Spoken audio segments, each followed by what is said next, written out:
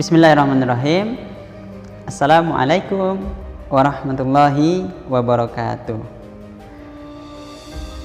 Alhamdulillahirabbil alamin. Alhamdulillahilladzi hadana li hadza wa ma kunna linahtadiya laula an hadanallah. Asyhadu an la ilaha illallah wahdahu la syarikalah wa asyhadu anna Muhammadan abduhu wa rasuluh sallallahu alaihi wasallam la nabiyya ba'da. How are you today, Miss Den? Alhamdulillah. First of all, let thanks to our God, Allah Subhanahu wa Ta'ala, who has given us mercy, blessing, healthy, and protection. And we don't forget to send salawat and salam for our Prophet Muhammad Sallallahu Alaihi Wasallam by say, Allahumma salli ala Muhammad wa ala ali Muhammad. Assalamu alayka ya Rasulullah. And before we start our lesson today, let's pray together. A'udzu billahi minasyaitonir rajim. Bismillahirrahmanirrahim. Rabbi zidni ilman warzuqni fahman. Rabbi shrah li sadri wa yassir li amri wahlul 'uqdatam min lisani yafqahu qawli. Amin. Murid-murid Abdurrab Islamic School yang Ustadz banggakan, alhamdulillah kita berjumpa kembali dalam pembelajaran pendidikan Pancasila dan kewarganegaraan. Pada pertemuan pertama kita telah membahas tentang peran ulama dalam kemerdekaan Indonesia serta bagaimana ulama merumuskan sebuah dasar negara yang berdasarkan ketuhanan, bukan negara sekuler maupun negara ateis. Nah, ini wajib dan patut kita syukuri ya, jasa-jasa ulama yang sangat besar terhadap kemerdekaan Indonesia dan dalam pendirian negara Republik Indonesia. Kemudian pada pertemuan ini kita akan membahas tentang kedaulatan negara, belajar dari Erdogan dan Turki dalam kasus Hagia Sophia. Nah, sebetulnya apa sih kedaulatan itu? Apa sih yang kita bisa pelajari dari Turki dengan sosok presidennya Erdogan? Nah, setelah negara merdeka, tentu ada sebuah kedaulatan yang dimiliki.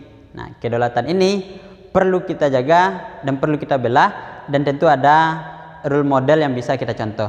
Nah, pada pertemuan ini kita akan contoh foto di sini adalah foto Recep Tayyip Erdogan dalam menjaga kedaulatan negaranya, bukan hanya negara tapi agamanya. Oke. Nah, sebelum itu kita ulangi kembali tentang Arab values ya, supaya terinternalisasi dan terimplementasi dalam aktivitas kita. Rabbani ya, menuntut ilmu, mengamalkan ilmu dan mengajarkan ilmu ya, dengan menegakkan amar ma'ruf nahi mungkar. Untuk mendekatkan apa? Mendekatkan diri kita kepada Allah Subhanahu wa Ta'ala. Kemudian amanah ya, terpercaya, tanggung jawab, cepat tanggap ya, kemudian akurat dan disiplin, serta dalam melakukan pengajaran senantiasa menggunakan penalaran berdasarkan data, kebenaran faktual, serta berlandaskan keimanan kepada Allah Subhanahu wa Ta'ala. Artinya apa? Sumber-sumber ilmu itu bukan hanya akal, tapi juga Al-Quran, wahyu, ya, hadis Nabi, kemudian juga khobar sodik. Ini adalah seluruhan-seluruhan ilmu di Abdurrab Islamic School. Kemudian yang ketiga beradab, ya, memahami dan meletakkan sesuatu pada tempatnya sesuai dengan harkat dan martabat yang telah ditentukan oleh Allah Subhanahu wa Ta'ala. Nah, Rabbani, amanah beradab, mudah-mudahan bisa terinternalisasi dan terimplementasi dalam perilaku kita. Nah, yang ketiga, target lulusan. Nah, sebelum kita memulai pembelajaran materinya, kita ulangi kembali target lulusan kita. Yang pertama ada akidah yang sahih, kedua ibadah yang benar, ketiga akhlak mulia, nah, keempat sehat dan kuat agamanya, yang kelima bersemangat mencari ilmu, kemudian yang keenam disiplin dan mandiri, ketujuh bersemangat dan mampu melaksanakan amar ma'ruf nahi mungkar, kedelapan siap menghadapi tantangan menjadi warga dunia abad ke-21, Dan ke-9, mampu dan terbiasa membaca Al-Quran dengan benar serta berusaha memahami isi kandungan Al-Quran. Nah, ini adalah target lulusan. Artinya pembelajaran ini untuk menyokong tercapainya 9 target lulusan ini, ya. Maka mari kita ikuti pembelajaran ini dengan seksama. Selanjutnya, nah ini ya, Islamic worldview. Ustadz ambil dari 2 hadis Nabi Muhammad SAW. Apa bunyi hadisnya? Yang pertama ya, Rasulullah pernah ditanya oleh salah seorang sahabat, "Ya Rasulullah, mana yang lebih dahulu jatuh ke tangan kaum muslimin, Konstantinopel atau Romawi?" Ya. Nabi menjawab, kota Heraklius atau Konstantinopel. Nah, hadis riwayat Ahmad. Alhamdulillah terbukti ya. Yang kedua, sesungguhnya akan dibuka kota Konstantinopel. Sebaik-baik pemimpin adalah pemimpin saat itu, dan sebaik-baik pasukan adalah pasukan yang perang saat itu. Siapa itu? Itulah Muhammad Al-Fatih. Ya, ini hadis riwayat Ahmad. Ini adalah hadis yang membuat mindset para sahabat dan setelahnya itu ya untuk berniat dan bersemangat merebut ya Konstantinopel ini, karena itu adalah pemimpin terbaik dan pasukan terbaik. Selanjutnya, nah ini ya, inilah sebelum kita berbicara lebih lanjut tentang kedaulatan, belajar dari Turki ini ada sebuah video yang akan Ustadz tampilkan dahulu ya, durasinya 59 detik ya. Hagia Sophia dari gereja, masjid, museum dan kembali ke masjid. Oke, apa isi videonya? Kita cek ya. Ini view di luar Hagia Sophia di tahun 1935 menjadi sebuah museum. Di 537 sebuah gereja, dan di tahun 1453 Muhammad Al-Fatih menjadikan sebagai masjid. Nah, 1935 ini Kemal Atatürk memimpin sekuler, jadi dijadikanlah museum ya. Kita lihat ini adalah pemandangan di sekitaran, di luar dan di dalam Hagia Sophia ya. Begitu indah interiornya ya. Nah, ini adalah kebahagiaan warga Turki menyambut ya kembalinya Hagia Sophia menjadi sebuah masjid, walaupun ada yang nggak setuju dari Kristen ya, kemudian dari Amerika, Perancis, nah nggak setuju. Nah, ini adalah tadi gambaran betapa indahnya, megahnya Hagia Sophia. Nah, sejarah singkat ya, table of history ya. Kita lihat dimulai pada tahun 360 Masehi dipimpin oleh Konstantius I ya, di mana saat itu Hagia Sophia dijadikan sebuah gereja untuk umat Kristen Ortodoks Yunani. Nah ya, kemudian berlanjut ke 404 Masehi, Kaisar Arkadios yang memimpinnya. Di saat inilah Hagia Sophia terbakar ya. Jadi waktu itu Hagia Sophia belum semegah ini dan terbakar. Namun di 415 Masehi, Kaisar Theodosius II membangun kembali ya Hagia Sophia ini.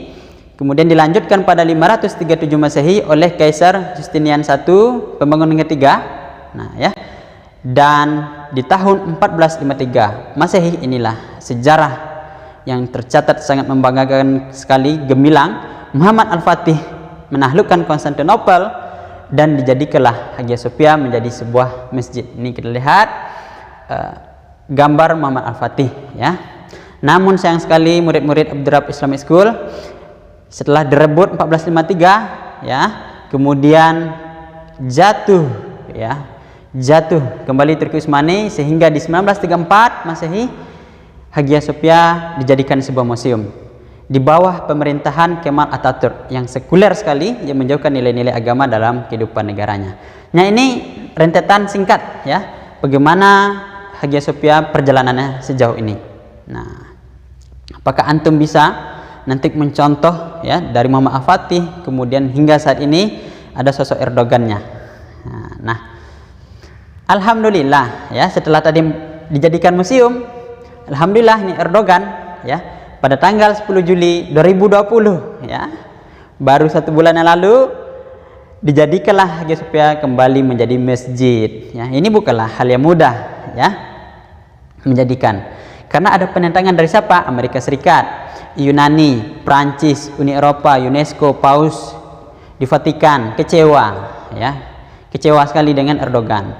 Tapi bagi kita umat Islam ini adalah suatu, ya, kebanggaan bahwa ikon, ya, Hagia Sophia ini menjadi masjid, sehingga sholat Jumat dan Idul Adha 1441 Hijriah kemarin sudah dilaksanakan di Hagia Sophia. Nah ini ya, jadi murid-murid Ad-Darab Islamic School dulu, nah kita bercerita sedikit tentang Erdogan. Erdogan ini pernah menjadi wali kota, ya, wali kota Istanbul, ya. Namun dia juga pernah dipenjara disebabkan membuat sebuah puisi, ya, dan puisinya itu dianggap melanggar, maka dipenjara. Nah, satu yang perlu titik poin kita adalah di saat Erdogan ini menjadi wali kota, dia sudah ada berniat suatu saat nanti akan menjadikan Hagia Sophia menjadi sebuah masjid. Dan alhamdulillah 26 tahun kemudian, tepatnya, ya, tahun 2020 ini cita-citanya tercapai. Erdogan di saat menjadi presiden pertama sekali membangun ekonomi negara, ya, kemudian militer negara, kemudian baru dia menjaga kedaulatan agama, begitu ya, sehingga agama Islam izzahnya dinaikkan, ya, begitu ya. Luar biasa sekali Erdogan ini. Nah inilah sosok Erdogan, ya. Bahkan Erdogan ini mengeluarkan statement, kan tadi nih ada Amerika yang komplain, yang kecewa, ya, ada Prancis. Erdogan tidak gentar. Apa kata Erdogan? Kita lihat statementnya. Yang pertama dia katakan Hagia Sophia berada di bawah yurisdiksi Turki, ya. Setiap keberatan terhadap putusan Turki berarti melanggar kedaulatan kami. Nah ini tegas sekali, ya. Kemudian yang kedua statementnya adalah kebangkitan Hagia Sophia adalah pertanda pembebasan Masjid Al-Aqsa. Insya Allah, ya, mudah-mudahan murid-murid Ad-Darab Islamic School, ya, juga menjadi calon-calon pembebas, ya, Masjid Al-Aqsa. Amin, ya. Nah sekarang baru kita masuk ke konseptual, ya. Apa sih kedaulatan itu? Nah, kedaulatan itu adalah suatu hak penuh, ya, eksklusif untuk menguasai suatu wilayah pemerintahan masyarakat atau atas diri sendiri. Nah, kira-kira bagaimana, ya, kedaulatan negara kita Indonesia? Nah, antum jawab masing-masing, ya. Apakah secara ekonomi kita sudah berdaulat, secara politik sudah berdaulat, secara pendidikan sudah berdaulat, dan secara agama sudah berdaulat? Nah, ya, kita lihat saja fenomena-fenomena yang terjadi saat ini. Nah, kedaulatan kalau dalam bahasa Inggris disebut sovereignty, ya. Kemudian untuk apa kedaulatan itu, Ustaz? Ya, untuk mencapai tujuan negara. Nah, jadi kedaulatan itu hak penuh dan kekuasaan penuh dari pemerintah untuk mengatur pemerintahannya sendiri tanpa intervensi negara lain atau pihak eksternal, ya. Untuk mencapai tujuan negara Indonesia, apa itu? Melindungi segenap bangsa Indonesia, memajukan kesejahteraan umum, mencerdaskan kehidupan bangsa, dan melaksanakan ketertiban dunia, ya. Kalau kita nggak berdaulat, bagaimana mencapai sebuah tujuan? Agak sulit sekali, ya. Nah, kita lihat nih peta dunia, ya. Ini peta dunia artinya apa? Bagaimana sebuah negara menjaga kedaulatannya di dalam dunia internasional, ya. Banyak pengaruh dunia. Nah, bagaimana kita mempertahankan kepentingan nasional kita supaya tidak terintervensi oleh negara-negara lain. Nah, inilah antum adalah anak-anak Indonesia, ya, bertanggung jawab untuk menjaga kedaulatan negara dan agama. Nah, tagline sekolah kita, we are future leader. Maka sebagai kandidat pemimpin masa depan, Anda harus memiliki mindset, pola pikir, niat, semangat, dan kemampuan yang baik, ya, untuk menjadi seorang pemimpin masa depan, menjaga kedaulatan, tentunya berbasis iman, adab, dan manfaat sesuai dengan nilai-nilai, visi misi, target lulusan di Ad-Darab Islamic School. Nah, conclusionnya adalah kesimpulan yang pertama, apa yang kita ambil kesimpulannya kedaulatan negara ini belajar dari Turki? Yang pertama adalah kedaulatan politik ekonomi negara dan agama harus kita bela dan kita jaga. Yang kedua, kita belajar tentang kecerdasan dan kesabaran memimpin sebuah negara. Bagaimana Erdogan sabar dan cerdas, ya, menunggu waktu 26 tahun dari awal bercita-cita hingga saat ini. Kemudian yang ketiga, panji-panji Islam kembali bisa ditegakkan dengan cara yang elegan. Apakah dengan peperangan? Erdogan tidak. Apakah dengan tombak memanah orang? Tidak, ya. Cara elegan. Yang keempat, jadi pemimpin tak sekedar berani obrol janji lalu dihianati sendiri. Artinya apa? Pemimpin kalau sudah berjanji laksanakan, bukan hanya sekedar janji tinggallah janji. Nah, murid-murid jika ingin berkunjung selanjutnya ada di website The Journal, The Ihram, The New York Times. Oke, ini. Nah, ini terakhir asesmen, ya.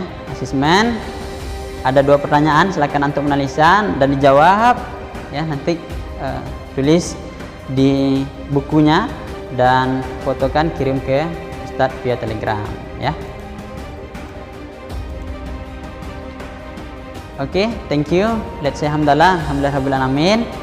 Dan doa penutup majelis, subhanakallahumma bihamdika asyhadu an la ilaha illa anta astaghfiruka wa atubu ilaik. Salam Abdurrab, Rabbani, amanah, beradab. Abdurrab, we are future leaders. Ahwa minkum. Wassalamualaikum warahmatullahi wabarakatuh.